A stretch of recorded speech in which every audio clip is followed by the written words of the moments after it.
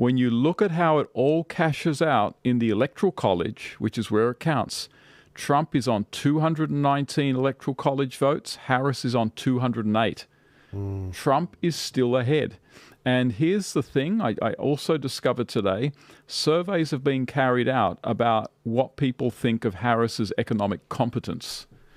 And one survey carried out by the Financial Times Michigan Ross indicated that 42% of Americans believe Trump's policies will leave them better off financially, while only 33% think Harris's policies will do. And at the end of the day, it's about the economy, stupid. And if people think that they're going to do better under Trump, then he has got a very strong chance of winning, assuming it's not rigged. And they are already trying to rig it, just like they did in 2020.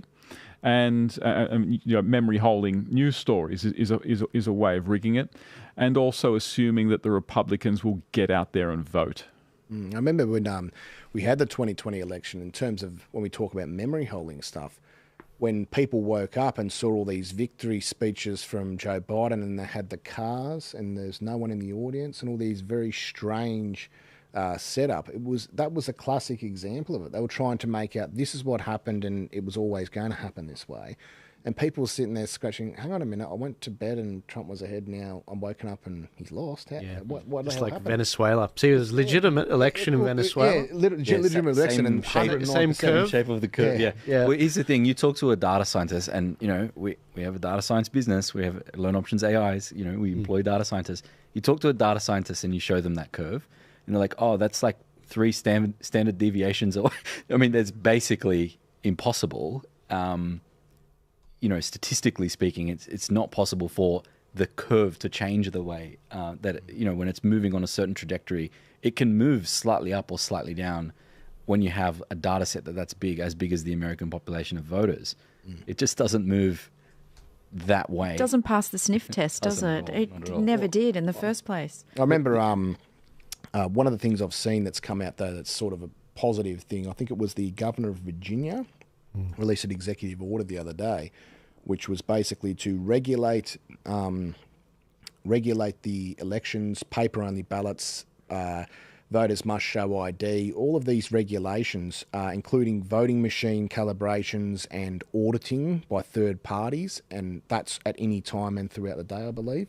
So he's done all these election reforms in one pen stroke, and that gives great hope to the fairness of the election in the state of Virginia, because that was one of the states that got hit pretty hard last time by some very questionable data coming out of those states.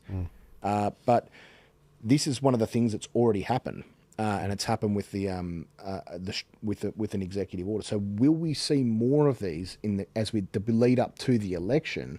And that gives great hope that there's going to be a fair election, because that's what you want to see. You want to see a fair election where people can vote the way that they want.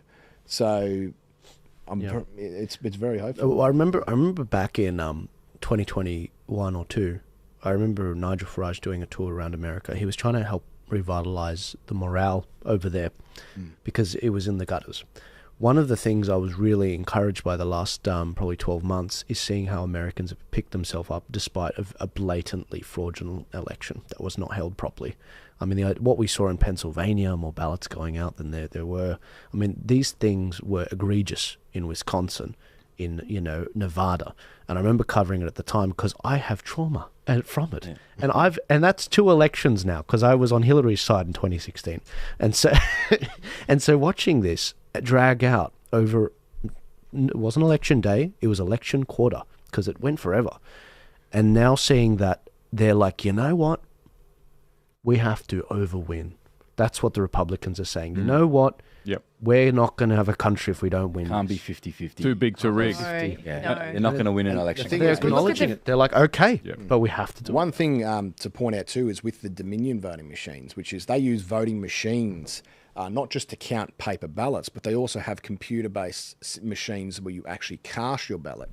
And that they have been analysed so many times. The actual whole machine, the software in the machine, all the way down to BIOS level. And what they found in some of the machine, these security researchers, was it was vulnerable all the way down to BIOS level, which means the very core of the computer's hardware.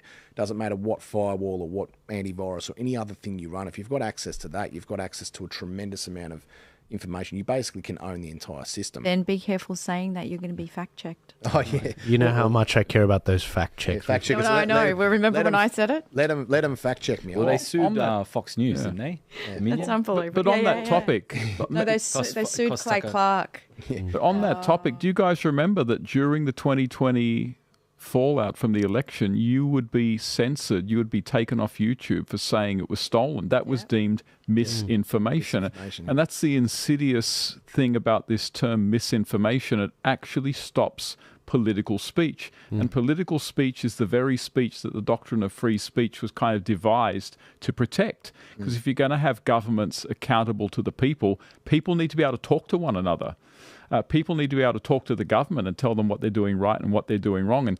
And so this whole misinformation, I mean, imagine being accused of speaking misinformation because you say the 2020 election was rigged because the media got behind it, the Zuckboxers got behind it, Soros was involved, the courts didn't even bother looking at a lot of the cases brought to them, the rules were gerrymandered beforehand to make it as easy as possible for voting fraud to take place. All facts. They're all facts, and yet it was deemed misinformation. And that's what happens when you give governments the power to use those kinds of concepts. They will always use them in a way skewed to the favor of whoever is in power. There's a good chance they manufacture another pandemic between now and then. Well, they're trying to. The WHO's trying to. Well, it doesn't have to even be a pandemic. It can be a giant hack attack.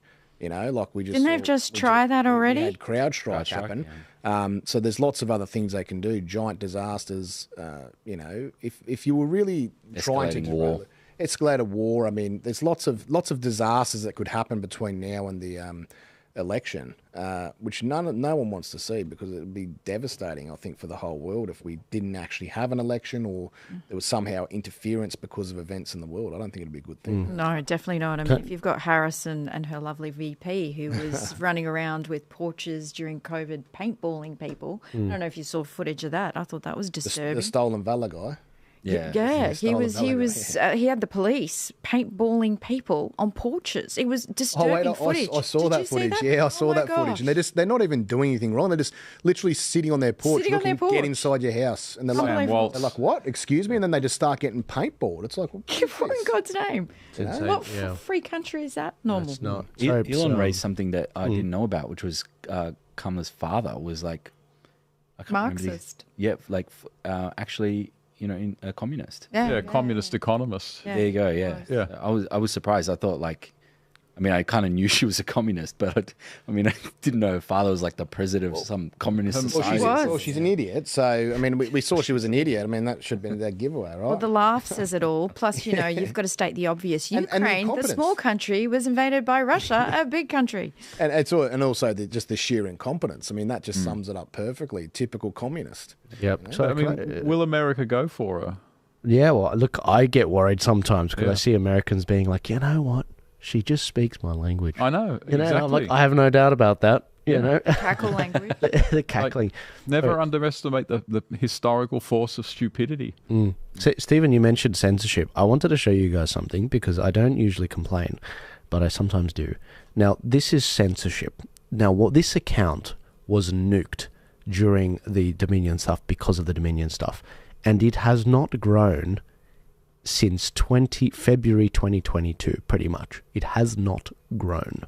That, like, it is just bubbled along, and this is the exact same equation that they do. It's not like we're not getting views. We've gotten tens of millions of views across the platforms.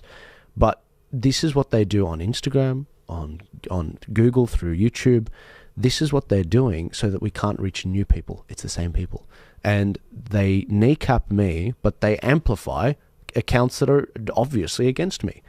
Despite that, we are still getting 900,000 viewers every week. So imagine if they actually removed the bags from us from what we're doing. So about 30% of our viewers are actually now on safe platforms because you guys have been moving to Rumble, Telegram, X, which is now, Twitter, which is now safe. So please, click the link in the description and join us there. The last story I wanted to cover so that we can all get everyone back to their families